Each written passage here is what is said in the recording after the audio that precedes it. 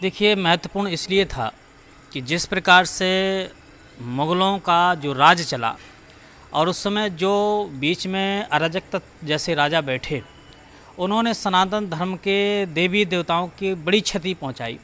और जो प्रमुख मंदिर हुआ करते थे, जो प्रमुख हिंदुओं की आस्था के केंद्र हुआ करते थे, उन्हीं पर ज़्यादा उन्होंने बाबरता अपनी दिखाई। चाहे वो अयोध्या का राम जन्मभूमि मंदिर हो, चाहे काशी का काशी विश्वनाथ मंदिर हो, या मथुरा का राम जन्मभूमि।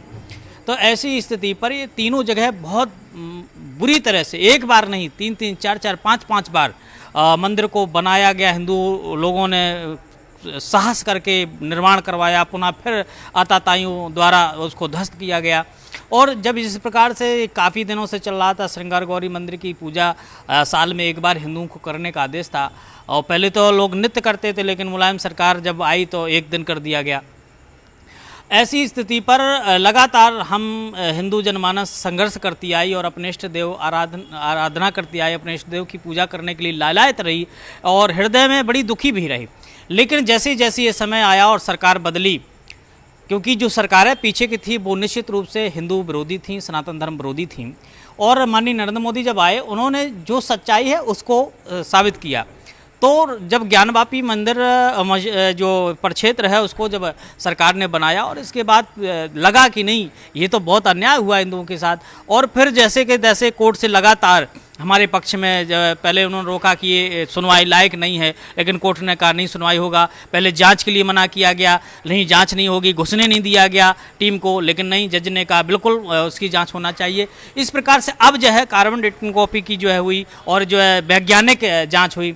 ये सारी चीज़ों को लेकर के जिस प्रकार से फैसले हिंदू पक्ष में आए, तो मुझे लगा कि अब जो है सच्चाई की ओर देश बढ़ रहा है, और हिंदू जनमानस की जो शक्ति है वो लोगों को एहसास हो रही है। तो ऐसी स्थिति पर अब ये बहुत महत्वपूर्ण है, क्योंकि बरसों से इंतजार कर रहे थे सनातन धर्मावलंबी कि हम कब आदि विश्वेश्वरनाथ को जलाभिषेक करें। अब वह घड़ी मुझे लगता है धीरे धीरे करीब आ रही है। तो निश्चित रूप से अब कह सकते हैं कि ये हमारे लिए बहुत महत्वपूर्ण था फैसला। बिल्कुल, साधु संत तो इंतजार पर ही बैठे थे, और ये बड़ा खुशी का विषय है। काशी ही नहीं, पूरे भारत के संत समाज बहुत आनंदित हैं, और साथ साथ में जो हिंदू जनमानस है, जो सनातन धर्मावलंबी है, जो अपने आराध्य की पूजा करने के लिए लालायत थे, वो सारे लोग संतुष्ट हैं, सारे लोग खुश हैं, और वो इस समय बड़े आनंद पूर्वक रह रहे हैं। उनको लग रहा है कि अब हम अपनी पूजा पाठ पद्धति स्वतंत्र पूर्वक कर सकते हैं। अभी तो हमारे ऊपर बाबरता होती आई, हमारे ऊपर हमारे मठ मंदिरों को तोड़ते आए, लेकिन अब लगा है कि अब हम स्वतंत्र होकर के जी रहे हैं। नहीं, 800 वर्ष यहाँ पर आकर के मुग़लों ने शासन किया। औरंगजेब की जो बर्बरता थी, जो आततायीता थी, उससे जो है कितनी हमारी बहनों को बलात्कार किया गया, उस समय कितने घर तोड़ दिए गए, कितने मंदिर तोड़ दिए गए, कितने साधु संतों को मारा गया, कितने अत्याचार ढाए हैं, और ज़बरदस्ती इस्लाम कबूल करने के लिए मजबूरन किया गया।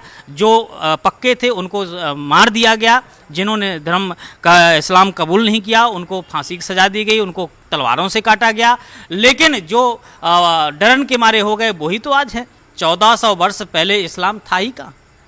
1400 वर्ष के पहले इस्लाम का कोई अता पता नहीं, कोई धर्म नहीं था। ये तो एक पंथ है जो सनातन धर्म से ही सारे जो लोग समझ लो कि अलग अलग होकर के निकलते गए। ये कोई धर्म नहीं, धर्म एक सनातन धर्म है। और आपको बताएं, जिस प्रकार से ये कांग्रेस सरकार में वक्फ बोर्ड बना, वक्फ बोर्ड की जो उसकी वो है नियमावली है, आप उसको पढ़िए महाराज, आप सुनकर के पागल हो जाएंगे कि अगर वक्फ बोर्ड ने कह दिया कि ये पातालपुरी मंदिर हमारा है, तो अब उसका हो गया। अब आप उसको साबित नहीं करना, मुझे साबित करना पड़ेगा कि हमारा है ये।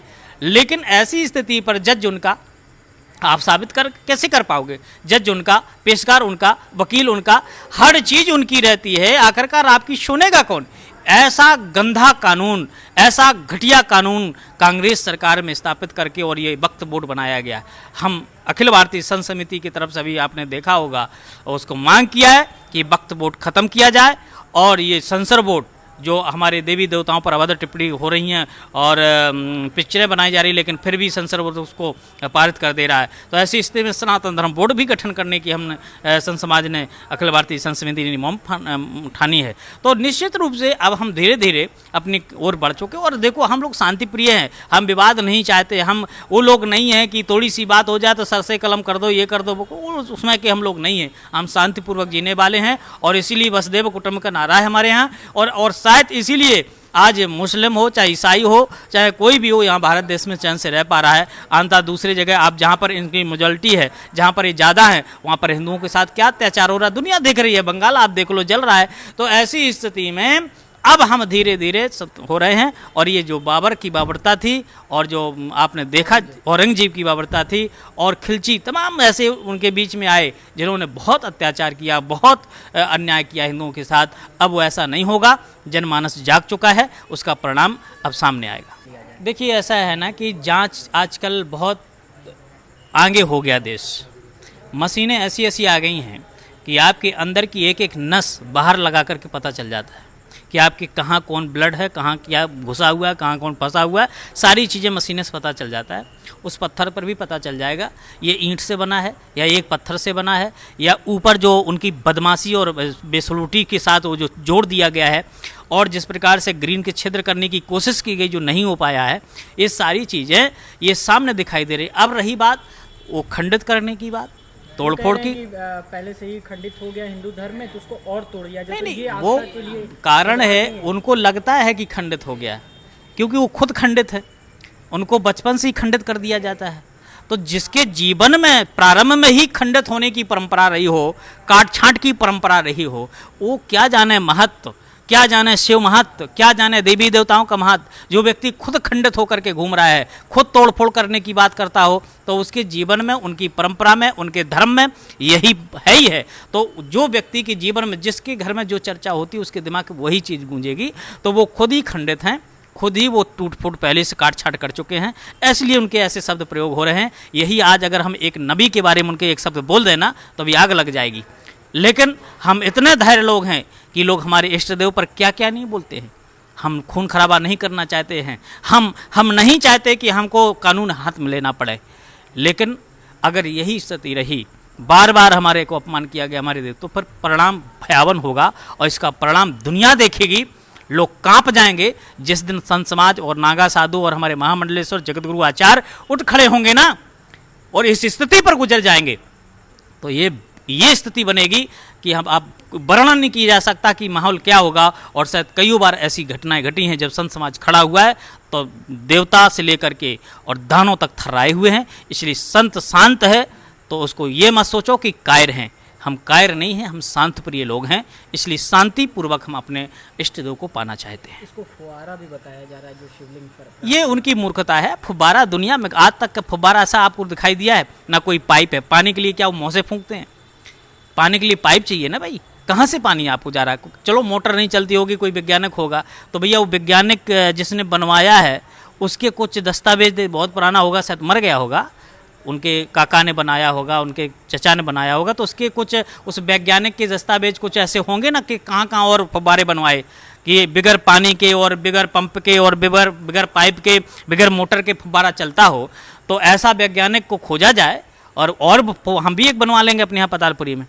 तो ऐसी स्थिति पर ये बेहूता उनकी वो है, मानसिकता है, सोच है ये फुब्बारा बताने की, क्योंकि उनके पास कोई साबूत बचे नहीं है।